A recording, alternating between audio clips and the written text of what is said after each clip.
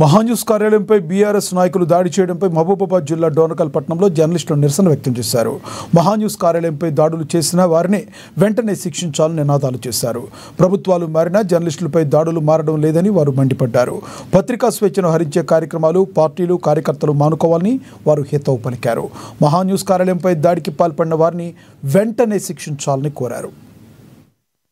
Channel పై BRS నాయకులు అక్రమంగా దాడి చేసి ఆఫీస్ అద్దాలతో మరి సిబ్బంది పాల్గొన్న వాహనాలను ధ్వంసం చేయడం పై ఈరోజు డోర్నకల్ పట్టణంలో జర్నలిస్టులు మేము నిరసన వ్యక్తం చేస్తున్నాం. ప్రభుత్వాలు మారినా కానీ జర్నలిస్టులపై దాడులు మాత్రం మారడం లేదు.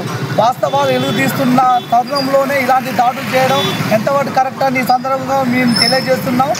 జర్నలిస్టులపై ఎన్ని దాడులు చేసినా కానీ వాస్తవాలు మాత్రం వెలుగులోకి తీస్తూనే ఉంటారు.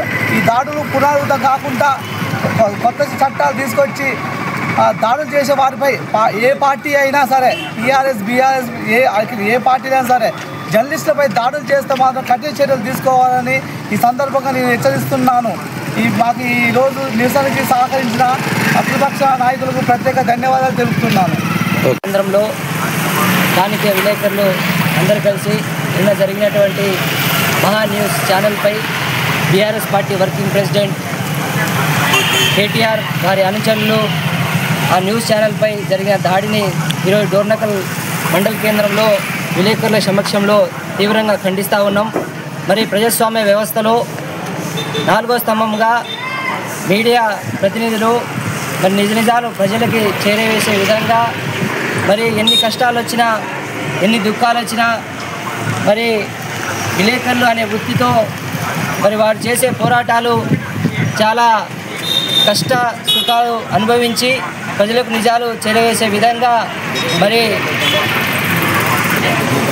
ఎటువంటి జీతం లేకుండా మరి సేవా దృక్పథంతో ప్రజాస్వామ్య వ్యవస్థలో పనిచేస్తున్నారు. ఈ దాడి చాలా హేయమైన చర్య.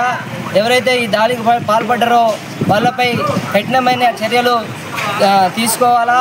మరి అదేవిధంగా రాష్ట్ర వ్యాప్తంగా ఈ దాడులపై నిరసన కార్యక్రమాలు చేయవలసిందిగా డోర్నకల్ మండల కమిటీ తరఫున జర్నలిస్టుల తరఫున ఛానల్పై బీఆర్ఎస్ నాయకులు అక్రమంగా దాడి చేసి ఆఫీస్ అద్దాలతో మరి సిబ్బంది పాల్గొన్న వాహనాలను ధ్వంసం చేయడం పై ఈరోజు డోర్నకల్ పట్టణంలో జర్నలిస్టులు మేము నిరసన వ్యక్తం చేస్తున్నాం. ప్రభుత్వాలు